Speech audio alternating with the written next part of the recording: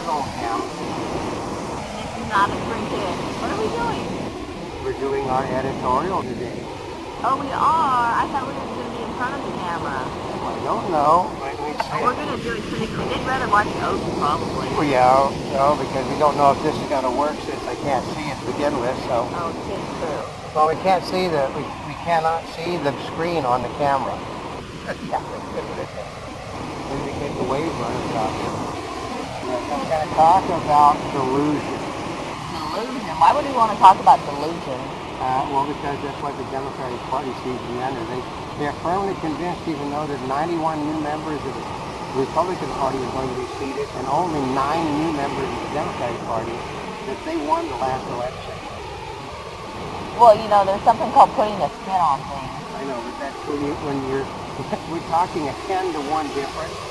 That, you know, certainly it had to do with the House. The Democrats only picked up 3 Republican seats. They picked up 3 Republican seats in areas that were heavily Democratic to begin with, and a likable Republican. Oh.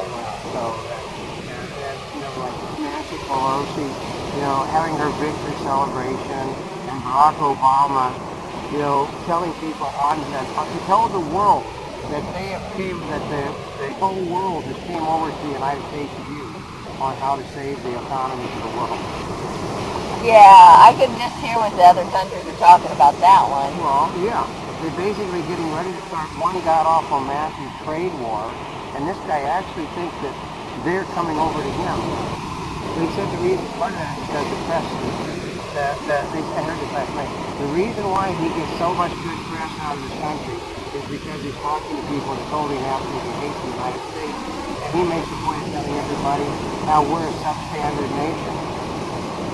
I don't think he really gets that much great press out of the United States, does he? No, or am I delusional? No, but they said the American press says he gets great press out of this country. Oh. So, I know. Yeah. The trick is editors. Editors all over the world love him. The working press totally dislike him because they said mean and nasty things about him everywhere. Not that we would have ever heard anything like that in the press room. No. You go to cinema and hear the people talking about, you know, a lot of them are talking. A lot of senior citizens that are Democrats who voted for it. And basically, what happens is they have tremendous buyer's remorse at the moment. No, but like the Republicans, though, are still buying into the message that Obama is going to become a moderate. Now that's delusional. I know it's delusional.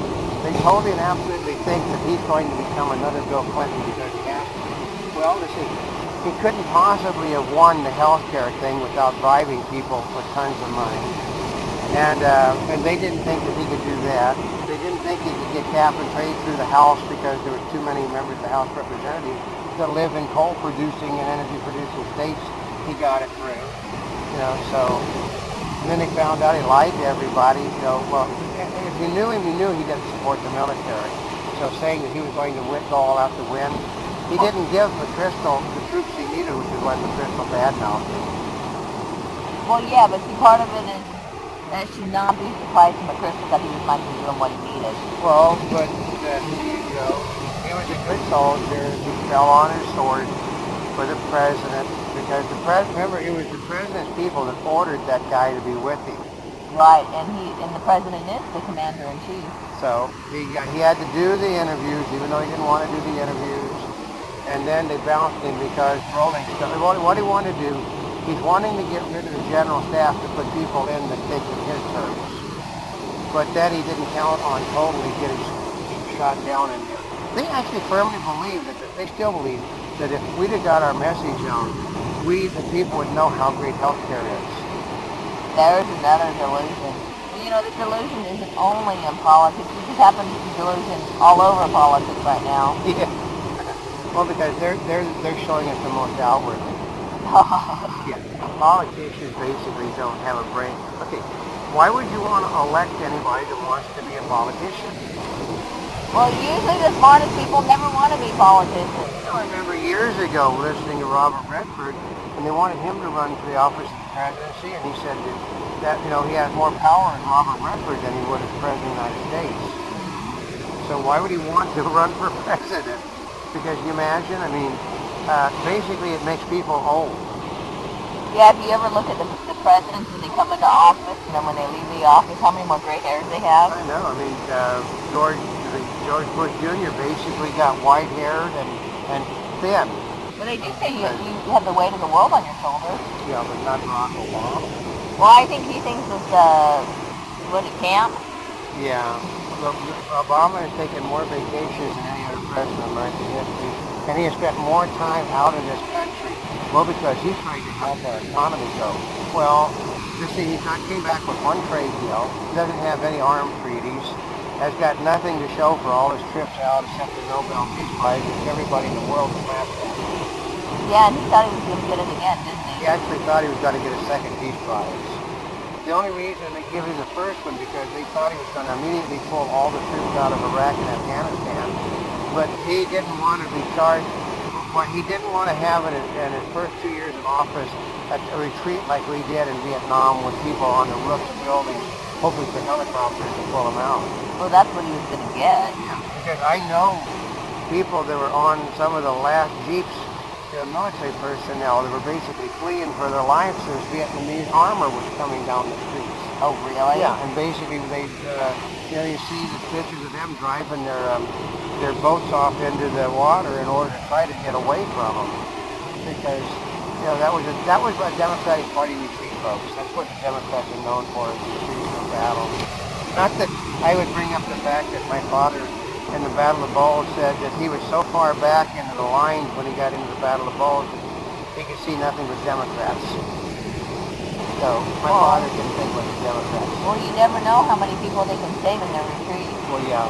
Well, somebody has to be back there. I mean, if you don't hold the line, hold the rear, you never know what's going to happen. But the latest Obama, he's delusional. Him and the Democrats think they can save the housing industry by putting a moratorium on all foreclosures, and that will save the housing industry because it will force the banks to refinance, remodify all of the loans that they had. But they said that, of course, the problem is that people still can't afford them, and now they're bitching about the fact that the remodifications that Obama is forcing is bankrupting people, and they're losing everything else. Well, what did they think it was going to happen? Well, there's no business people in the Obama administration. I mean, part of it is, like, if you don't pay it, can't pay it, and shouldn't have ever been involved in it. It's like having all those loan modifications only, well, it just delays what's going to happen anyway, doesn't it? But what happened was, people were able to, the thing would have never happened. Everything would have been happy. We would have went on for maybe another decade. But the Democrats decided they were going to basically raise they were going to attack the oil companies.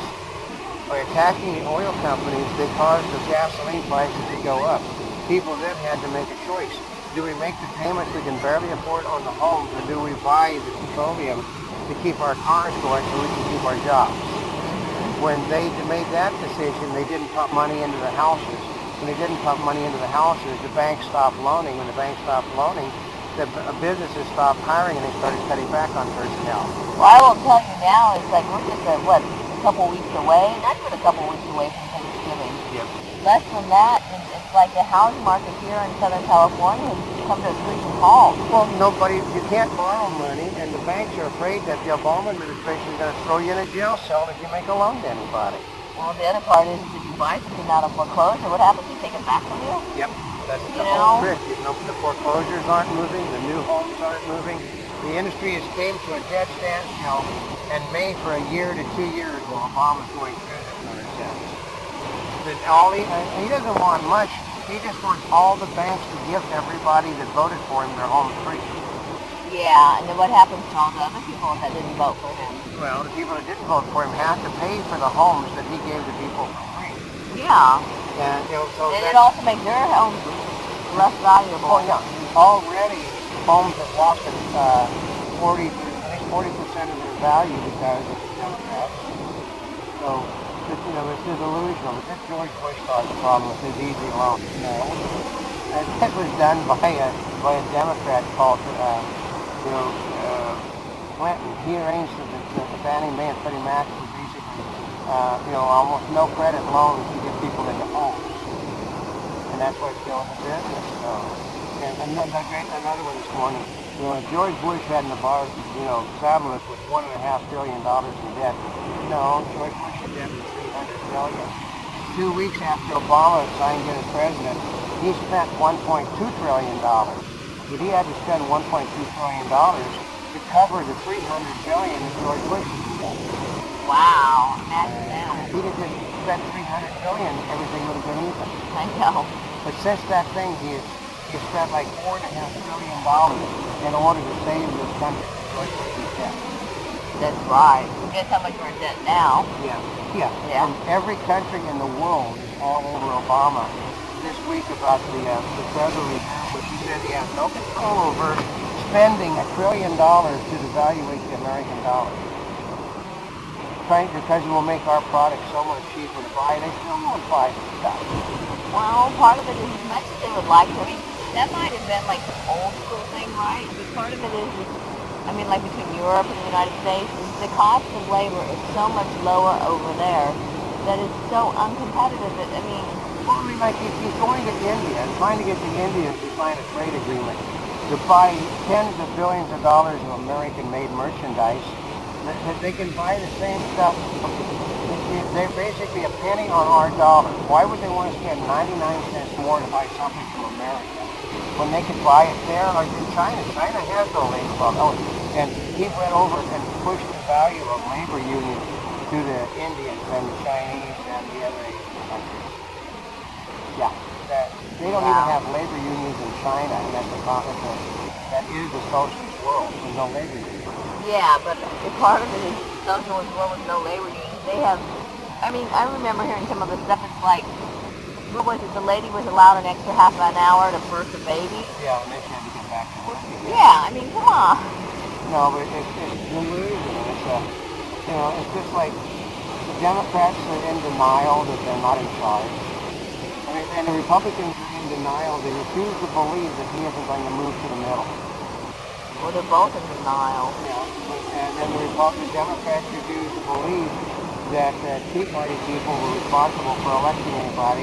They've excluded the Tea Party people from virtually everything important, and are planning to go back to business as usual. They're appointing people back to positions of power that cause the problem that's out of power. Well, maybe Pelosi's not the solution. I think they're going to be thrown out. They're not going to put Democrats back in. Well, there's the delusional part. They're going to replace these people. They're going to replace the Republicans that are refusing to do the bidding of the people with new Tea Party people. What happened was, one of the people said they're making Sarah Palin the most powerful politician in the United States. Because the Tea Party people rally around her. They don't rally around the Republican leadership. So, and that has nothing to do with her new TV show on Sarah Palin's Alaska. Which the Democrats are. Eric Holder has been asked to investigate the organization putting her show on the air because they said it's obviously meant for her an election campaign. She's not running for office. She's not running for office. And she's doing a thing. So what it is. They said that she has deliberately gotten herself trimmed down so she'll look hotter than. So? Yeah, isn't that ridiculous? So? I think it's great. Part of it is they want to investigate her because they think she might run about crops. Look at George Soros and all the things he invested in. I know. Does that mean they're going to look at every political, current TV? If it's a Democrat, it's all right. If it's a Republican, it's a criminal misconduct. If it's a Democrat, it's acceptable. So, it's delusion. Both parties are delusional. One party basically thinks that a guy that's never ever done anything bipartisan in his life will do something bipartisan. And the other party still thinks that they won the election. So